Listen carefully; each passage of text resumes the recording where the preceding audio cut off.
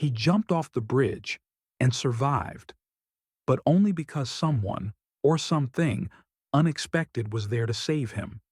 Kevin Hines was just 19 years old. From the outside, he looked like any other teenager, young, full of potential, a life ahead of him. But inside, Kevin was falling apart. He suffered from severe bipolar disorder. Every day was a battle. He laughed, smiled, hid the pain, and kept fighting alone until one September morning in the year 2000.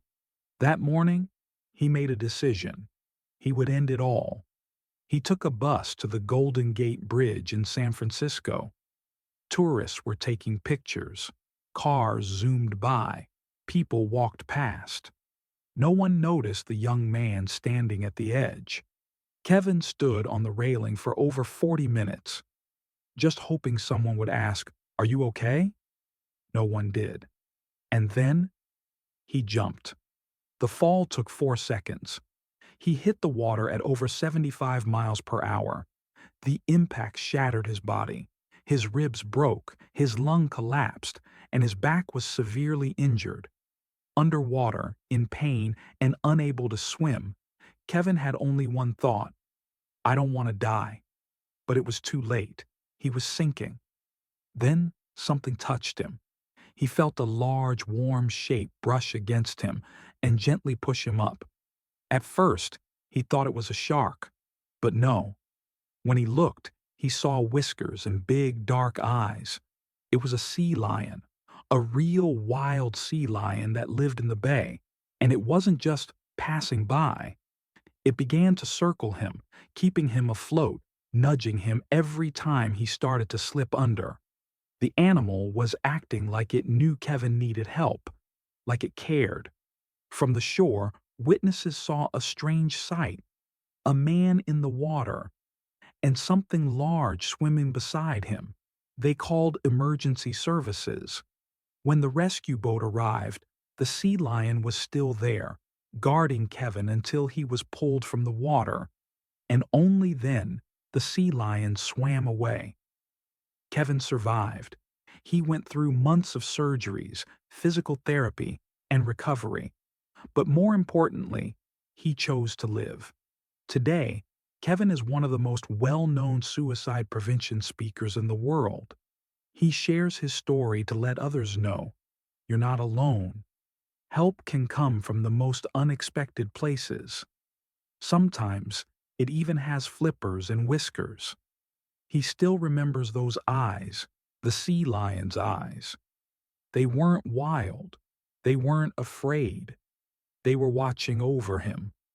And that day, they saved his life.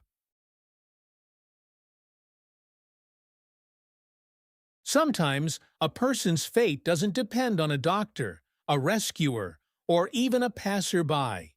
Sometimes the hero is the one you'd least expect. Today, you're going to hear a true story about a dog who did the impossible. A story that's still being talked about, not just online, but among professionals. This isn't a fairy tale. This happened in real life, and it might just change the way you see animals forever.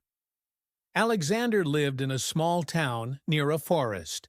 He was an ordinary man, an electrician who enjoyed solitude and peace. But he had one true friend, a German shepherd named Max. He had raised him from a pup. Together, they went through a lot: illness, job loss, moving. Max was always there. He could sense Alexander's moods, knew when he was angry or when he was sad. Alexander often told his friends, "Max isn't just a dog. He's my brother." One autumn evening, Alexander took Max for a walk in the woods. It was their favorite trail. Quiet, the smell of wet trees, not a soul around. Everything was as usual. But going down a hill, Alexander slipped on wet leaves and fell hard. He heard a crack. His right leg was broken. The pain made him pass out. When he came to, the woods were already getting dark. His phone had fallen and shattered, and there was no signal anyway. He tried to move but couldn't even wiggle his leg. He realized he was stuck, alone, in the forest, with no way to call for help, and it was cold. Max immediately sensed something was wrong. He ran around, barking, nudging his owner with his snout. Alexander begged him to leave, but the dog didn't listen. And then he vanished, just ran off into the woods. Alexander thought he was truly alone now, that even Max had abandoned him.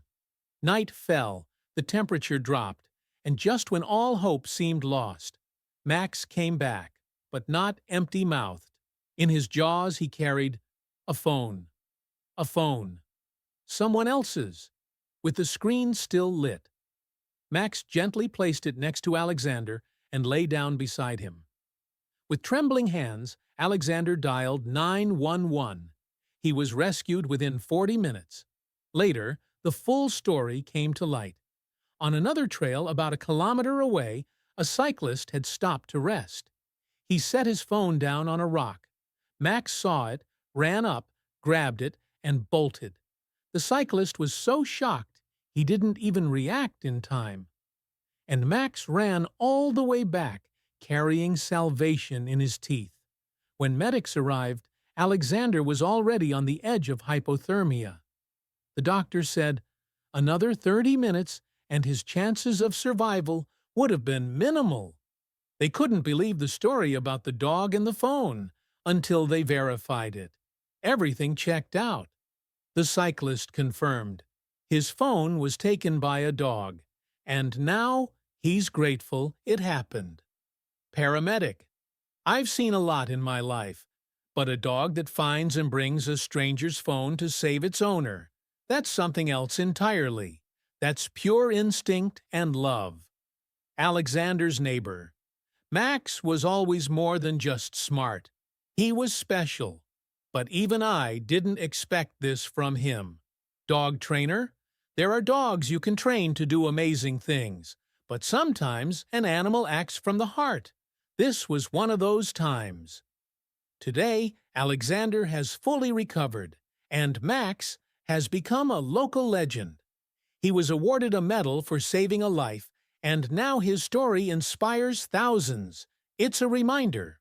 True loyalty needs no words. Max did the impossible, not because he was trained to, but because he loved.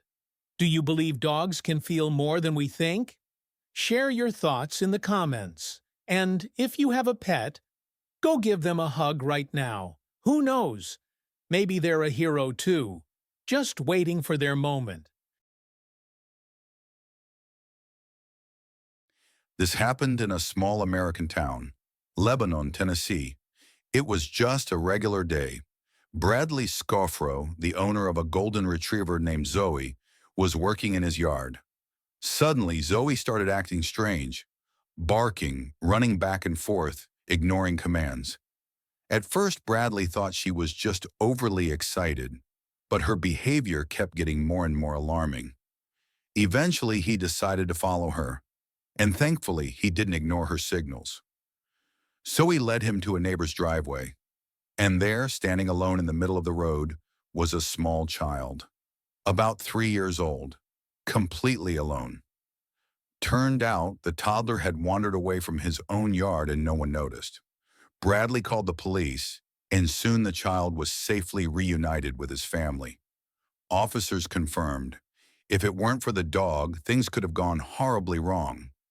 Zoe wasn't a trained rescue dog, not a service animal, just a loyal, caring friend who sensed someone needed help and acted. A true hero on 4 paws.